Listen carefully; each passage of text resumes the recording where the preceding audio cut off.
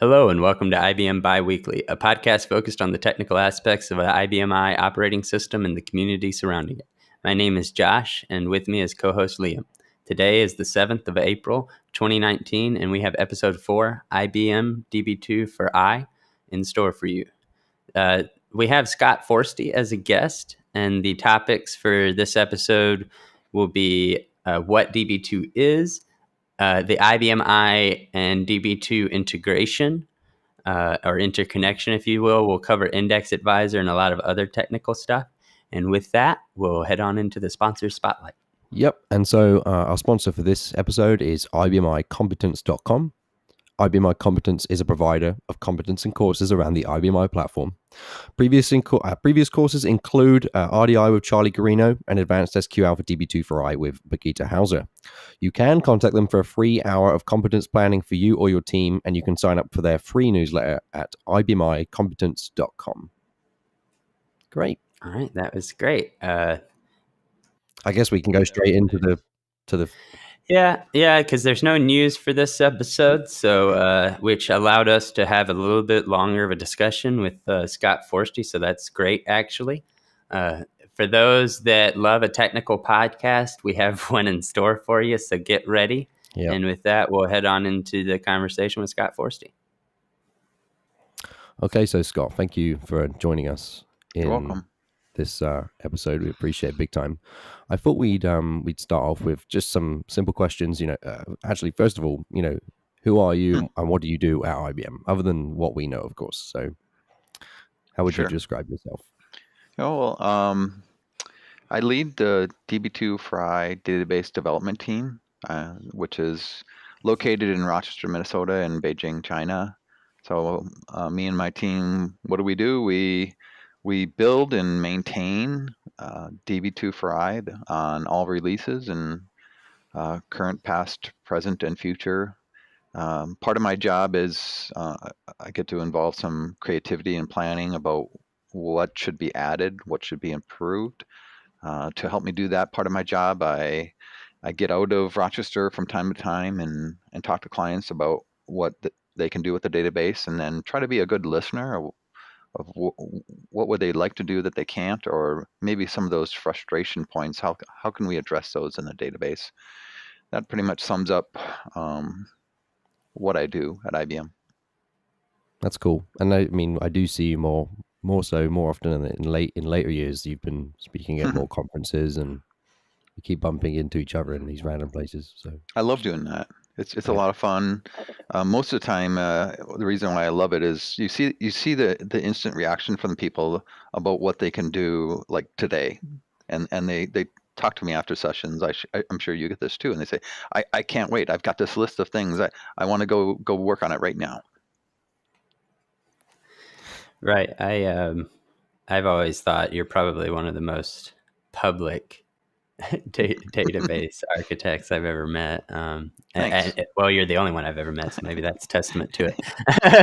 It is intentional, Josh. Yeah. So thanks for saying that. Yeah. So around the same topic, could you give us a little bit more about your background and what got you into IBM I? Yeah. So my background is, I studied computer science almost by accident at the University of Minnesota. It was between that and mathematics. And as soon as I got into the computer science college, I was just intrigued by it all. I always loved problem solving and logic, and this would just it definitely struck a chord with me. But at the U of M, they had us choose an area of focus, and my area of focus was artificial intelligence, and this was the mid 80s. So we were doing expert systems and things like that. I was programming in Lisp and Prolog and getting to love parentheses and getting to match them up and stuff like that. And I left the U and was looking for employment, and I had many options. I went with IBM, working on the mainframe, IBM Z, and I was part of the team that brought the Unix operating system to the mainframe. So part of that was, just programming and learning how does enterprise class operating systems work. what are some of the things that the software developer needs to really do to thrive in that environment. And again, it's the kind of stuff that I just love doing, working in a collaborative environment where you're doing problem solving and seeing what clients want to do. They want to, the client experience can be summed up quite easily. It's like they want it to work. That's obvious. They want it easy. And by the way, it should scale and perform and be secure. It sounds so simple, but when you get into it, it can be quite complex. Right. So my career I found my way to Rochester in early 90s, like 94, and did open edition kind of Unix stuff for IBM I. My team brought Q Shell and other Unix things to the AS400. Yeah. So we had a great team. And Wow. one day I went to my boss and I said, okay, well, this is kind of getting boring. I need a new challenge. And you should have seen the gleam in his eye. He's like, oh, we have got something for you. Would you like to go to database? I said, well, sure. Wow. Yeah. So I came to database as the SQ team leader, not knowing anything about database, but knowing a lot about how I thought software development should be done. And I was doing daily build, daily test, all that kind of stuff. We didn't call it agile, but we were, I had already embraced that kind of methodology. And I didn't want to wait years. I wanted to see it today. It doesn't have to be perfect. All those kinds of things were already part of my DNA, as you could say. And so I learned database as I went, but I brought my style, my approach to this team. And I think that then we started to see a transformation of the Db2 from being maybe slower moving to faster moving. And over time, I've gotten some good feedback from people that they kind of notice that. It's like, oh, these you have frequent updates, and sometimes it's smallish things, and which doesn't mean they're not important. And sometimes it's big things. So it's a real joy working on this sort of thing with my teammates and colleagues. That's interesting. So you eventually started in just software development to mainframe, and then just managed to end up on database on AS400 at the time, and then just in database out of pure chance, I suppose. So one thing you did mention was just Db2, and I think we are known to have listeners that aren't fully IBM I aware, and so this is part of the podcast is explaining some of the terms. So you said Db2. So could you maybe explain Db2 for in layman's terms, at least, just Db2 in general? Yeah, it's a good thing to get clear. So Db2 is what IBM calls a family of databases. Db2 for I is a specific database for the IBM I. That's the database that I work on. Other parts of the family are Db2 LUW, Linux, Unix, and Windows, and Db2Z or Z for Z in the mainframe. Now, Db2 for I is different than a lot of databases in the industry in some key ways. The IBM I is an integrated operating system, object-oriented operating system, and as such, the database is included in the operating system. You don't install it, you don't turn it on and off. It's ever present, always there, always running, and it just works a little different than some other databases in that regard. It's not an add-on thing, and how you interact with it is the same as other databases. We love working on standardized technologies. We see high value in those. So SQL would be the language of the database. So if you know SQL, you can talk to Db2 for I and have a good day. We also have, since we've been around for a long time, before we had SQL, we had something called a native database access or record level access, where you're not using SQL. So we're very unique in that way. We have one that's based upon industry standards that we think we have some of the best support for that standard SQL, and then something that's quite proprietary but very efficient and broadly used is record level access. Right. Yeah. Yeah.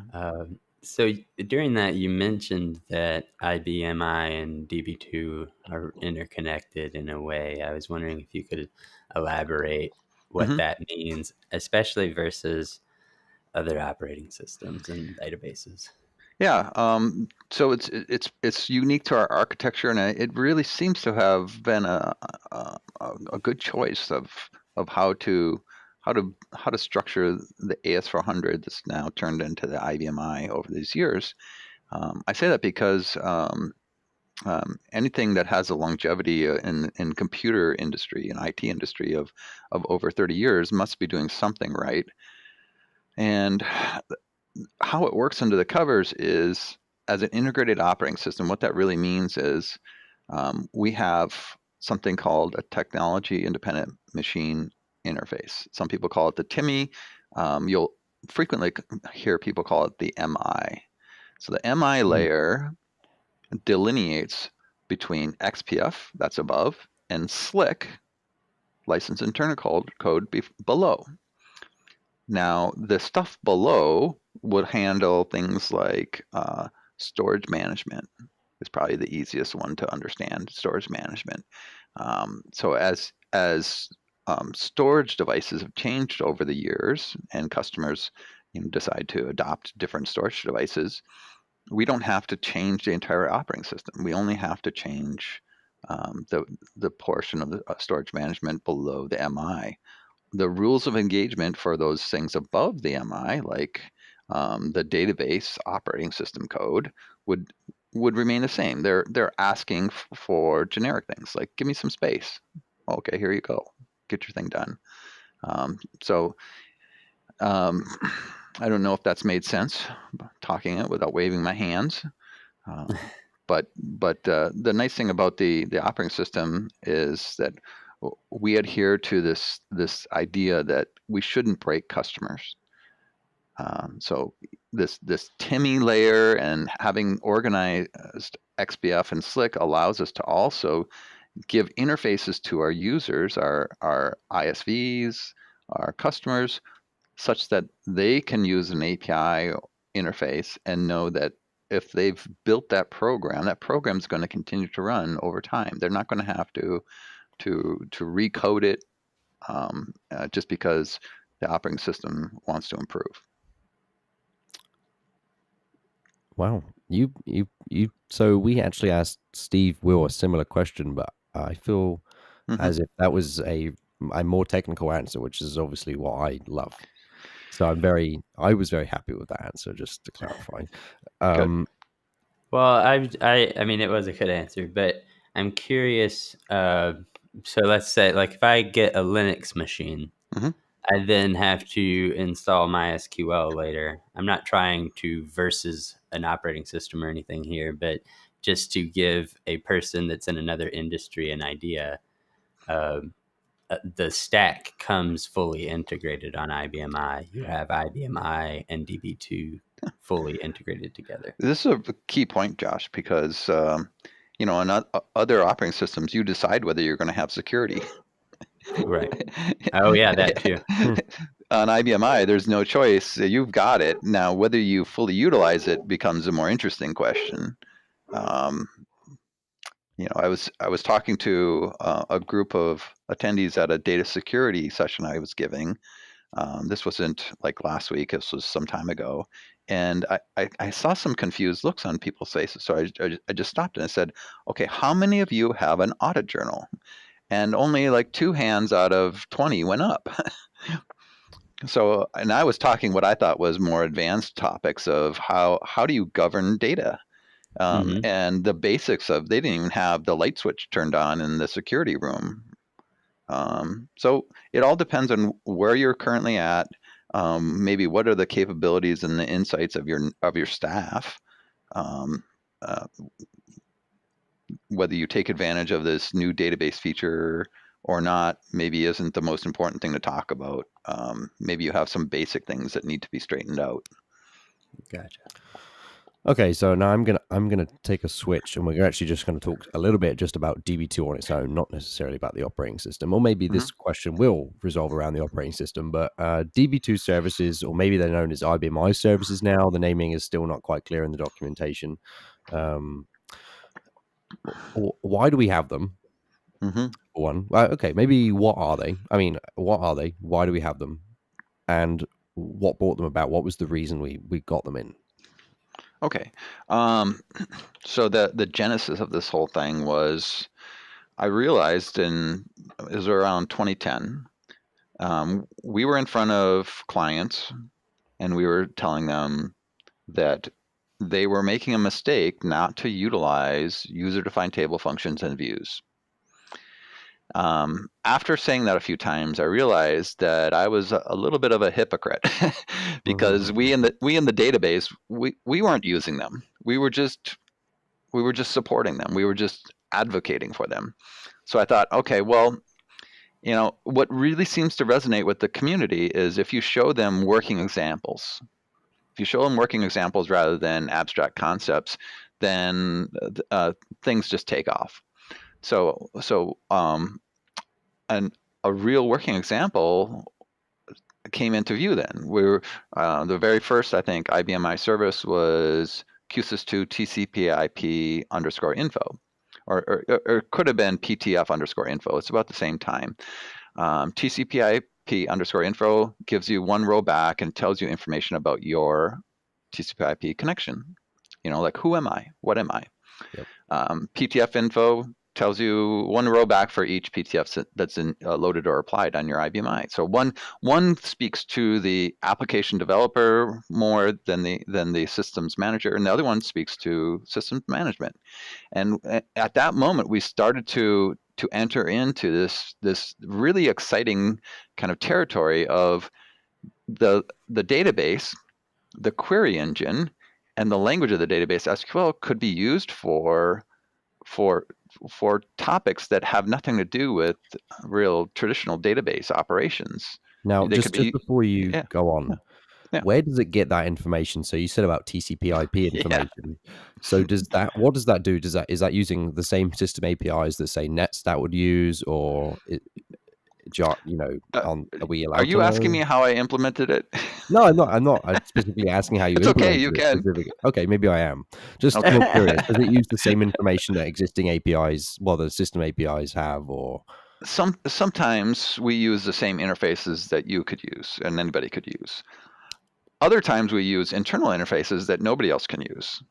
So every time we do one of these services, and just to clarify this, IBM I services are database provided SQL views, procedures, and functions to interact with the operating system.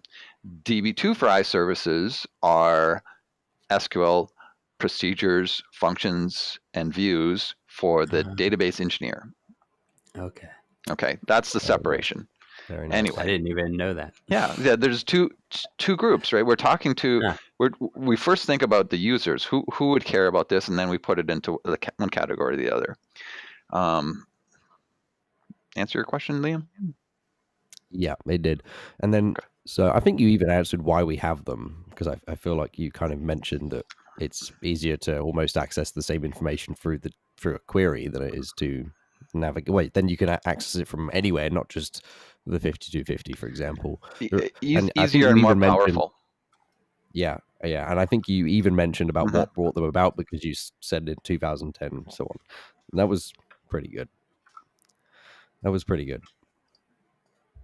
All right. Yeah.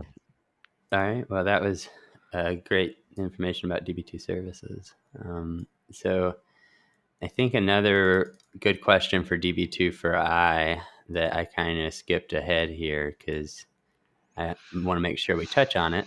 But people have heard, or maybe they haven't actually. I've run into quite a few that haven't. But the index advisor for DB2 for I, what is it? And how does it determine the indexes to create? And are these just suggestions, or does the advisor actually implement anything? Okay. It's a really good topic. Yeah, I've got a lot of history with this one. The index advisor was born out of our work with moving from the classic query engine into the SQL query engine. SQE is what everybody's pretty much using these days. And the SQL query engine had it has some amazing capabilities. It can not only decide the best way to implement your query, but it can tell you what it thinks about it. And one of the ways it tells you what it thinks about it is because it's a cost-based optimizer. Its cost means that it's considering different implementations. If it recognizes that it couldn't cost a situation because an index was missing, that turns into advice. So it's that simple. The optimizer thought it should have been able to consider an implementation and it wasn't there. So there you go. There's some advice. We created a way for the optimizer to be able to hand that advice off so that it could be in a permanent repository for clients and performance analysts and whomever to study. And that's what you end up seeing with the index advisor. There's a file on every IBM I, QSys2 sys ixadb is the physical file that you could just go query, and you could see what kind of advice have we been getting from SQE. We've implemented tools and graphical interfaces to make that job easier through IBM I Access Client Solutions, and before that System I Navigator, being able to start from perhaps your favorite library or schema or your favorite table or physical file and see what is the specific advice here. You can see the advice and from the frame of reference of an important query that you're working on, or maybe you're trying to tune. You can look in the plan cache, the ever-present information across the IBM I partition of queries that have executed since the last IPL, and see instances of index advice. So by creating this repository, we actually enabled the database performance tuning action to be a lot simpler than it was before. And to take it a step further, I created some tools and sys-tools to automate this role of looking at advice and acting on it. So you asked, well, when do these indexes get created? For the index advisor, the simple answer is never. Within SQE, it's a little bit more complex. After SQE has handed off the advice, it could decide to create what's known as a maintained temporary index, an MTI. That has really no direct intersection with the index advice. Other than you'd probably see it being advised, hey, we created this temporary index, advice. Please create the permanent, or at least consider it. The tools that I created in sys-tools allow somebody to decide that, okay, here's the rule we want to deploy, and we'd rather not have a person at a screen at the appointed time every week to do it. Let's automate it, and they can, and some people are. Okay. And this is built into the operating system as it comes. All the things are built in the operating system except for that add-on, the sys-tools stuff. Yeah. But Yeah, the that index one. advisor itself. Yeah, the index advisors there. Everybody has it. You've all accumulated a lot of advice. Have you looked at the advice? Some people have database engineers who that's part of their job. Other people don't. Or maybe the management of their I is something that they contract out. So maybe they have somebody on retainer that looks at it. There's all kinds of approaches. That was a really good answer. Yeah, I've been good. smiling the whole time, but now I have to ask a different question, which is a slight turn from index advice, which is about temporal tables, because they have only been out for a few years now. More specifically, the term temporal tables has only really been around for the last few years for DB2 for I. My real question is for the non-listeners is, what are temporal tables? And the answer, a question afterwards is, have they had a high adoption rate? And that's it. Well, those two. What are they, and are they used a lot? Are they not used a lot? if you're even allowed to answer that question, I suppose. Well, so what they are a temporal table is when you've asked DB2 to manage the history of rows within a table. We have lots of DB2 for I technologies that we refer to as data-centric. Data-centric is you've asked the database to take over management of a specific topic, and this is one. There are previous approaches to this whole idea of what did the row look like yesterday or a month ago or a year ago, and traditionally, I think customers were either managing their own history through triggers, so user managed history, or they were leveraging data journals where some of the information is online at any point in time, but not all, and they have to use some tool or technique to pull the information out of a data journal. So this actually comes back to that theme of easy and integrated. Asking the database to manage the history is easy. It's just a couple steps. And then getting the insight out of history is where it gets interesting, because we can use SQL language in the query engine to do things we would never have done before. And I say that with certainty. There are some things with history that you would never do prior to this because it was just too annoying or difficult. In SQL, we have a way to have our query travel back in time. It's for system time clause on your query. You can look at different points in time or ranges or periods of time, and then you can even pull in the query engine's capability to do built-in analytics within queries, right? To study shape shifting over time, different windows, if you will, of the artifacts of your business are the data. After all, there must be something interesting in there. Are you getting the full value out of the history? Or if you just want to have a simple way of getting back that undo button, right? Oops, we should not have done that. How can we undo it? Okay, insert from your history table, or update from the history table. You've got that row back where it needed to be. Easy stuff. The adoption rate part of it, this is an excellent question. We are always wondering here just how much something is being used. And the way I know, I have two ways, and neither one is very good. One, people ask for it to be improved. There's something about it that they didn't, think should be that way, or they hit a problem. So neither one gives me a very good idea of how much it's been adopted. It came out in 2016, so you have to be on IBM i 7.3 to use this. What do you have to pay once you're on 7.3? Well, nothing. It's built into DB2. Right. That was. I just realized we asked the question, and then my follow-up question was going to be, is it built into the operating system? And the answer is yeah. Perfect. Yeah. SQL queries, right? So yeah. Wow. It's a fun topic, and I just talked about it at the RPG DB2 Summit, where you were as well. And I was saying, hey, why aren't you guys doing this? Nobody was raising their hand, and like somebody was doing it that afternoon. It's great. Yep. Cool. So I'm going to risk going over time here because I don't think we're going to have much news for this podcast anyway. But earlier you mentioned SQE, the SQL query engine. I was curious if, because I feel like there's actually almost a competitive school of thought between people on IBM I, and it's like I feel like both have their use cases. So could you explain the difference for the classic query engine and the SQL query engine and where they are both used? Sure. Yeah. So it's been, I don't know, maybe about a decade we've been working on improving SQE to handle every query or type of question of the database.